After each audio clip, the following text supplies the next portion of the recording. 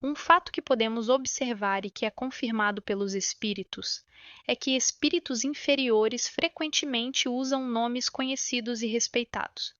Quem pode afirmar que aqueles que alegam ser, por exemplo, Sócrates, Júlio César, Carlos Magno, Fenelon, Napoleão, Washington, entre outros, realmente são essas pessoas? Essa dúvida também existe entre alguns adeptos fervorosos da doutrina espírita. Embora eles aceitem a intervenção e manifestação dos espíritos, questionam como é possível verificar a identidade. Essa comprovação é de fato difícil de ser realizada. No entanto, mesmo que não possa ser tão autêntica quanto uma certidão de nascimento, pode ser sugerida a partir de certos indícios. Quando um espírito de alguém que conhecemos pessoalmente se manifesta, como um parente ou amigo que faleceu recentemente, sua forma de falar geralmente reflete o caráter que ele tinha em vida. Isso já serve como um indício de identidade. Não há dúvidas quando o espírito menciona coisas pessoais ou recorda eventos familiares que só o interlocutor conhece. Um filho não se enganará com a forma de falar de seu pai ou mãe, da mesma forma que pais não errarão no modo de um filho se expressar. Nessas evocações, às vezes ocorrem revelações íntimas que realmente impressionam e podem convencer até mesmo os céticos mais obstinados. Há também uma característica clara que ajuda a identificar um espírito. A caligrafia do médium geralmente muda quando outro espírito é evocado, enquanto a caligrafia permanece a mesma quando do mesmo espírito se apresenta. Em muitos casos, especialmente com pessoas que faleceram recentemente, a escrita mostra semelhança com a que essa pessoa tinha em vida. Assinaturas têm sido reproduzidas com precisão. No entanto, não podemos afirmar que isso seja uma regra constante, mas é algo notável. Apenas espíritos que atingiram um certo grau de purificação estão livres de qualquer influência do corpo. Quando ainda não estão completamente desmaterializados, eles mantêm muitos dos pensamentos, gostos e até manias que tinham na Terra, o que também ajuda na identificação. Isso pode ser notado através de muitos detalhes que uma observação cuidadosa pode revelar. Vemos espíritos discutindo suas próprias obras ou doutrinas, aprovando ou crítico de certas partes delas.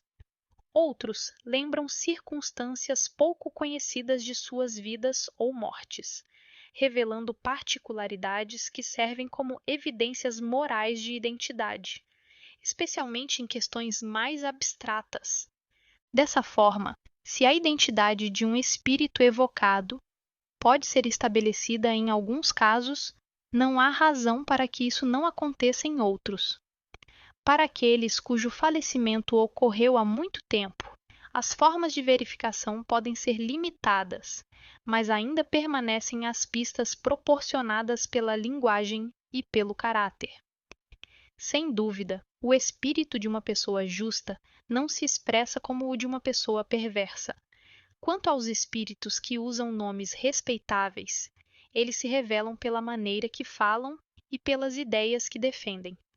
Por exemplo, se alguém dissesse ser Fenelon, e mesmo que por acaso desrespeitasse o bom senso e a moralidade, isso mostraria a falsidade da afirmação. Caso contrário, se os pensamentos expressos forem sempre puros, coerentes e à altura do caráter de Fenelon, não há por que duvidar de sua identidade.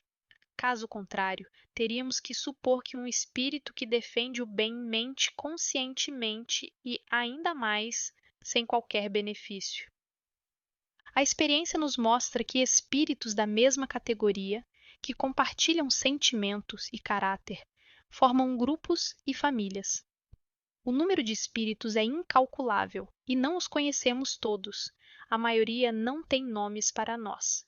Portanto, não há razão para que um espírito da categoria de Fenelon não venha em seu lugar, frequentemente como seu representante. Ele se apresenta sob seu nome porque é idêntico e pode substituí-lo, e também porque precisamos de um nome para compreender melhor. Contudo, qual é a verdadeira importância de saber se o espírito que aparece é realmente Fenelon? Desde que tudo o que ele diz seja positivo e expresso como Fenelon faria, é um bom espírito. O nome que usa muitas vezes serve apenas como uma forma de organizar nossos pensamentos. O mesmo não se aplica nas evocações íntimas. No entanto, como mencionado anteriormente, isso permite estabelecer a identidade por meio de provas evidentes. Sem dúvida, a substituição de espíritos pode causar muitos mal-entendidos e levar a erros. Essa é uma das dificuldades do espiritismo prático. Nunca dissemos que essa ciência é fácil ou que se pode aprender dela sem esforço, pois isso se aplica a qualquer área do conhecimento.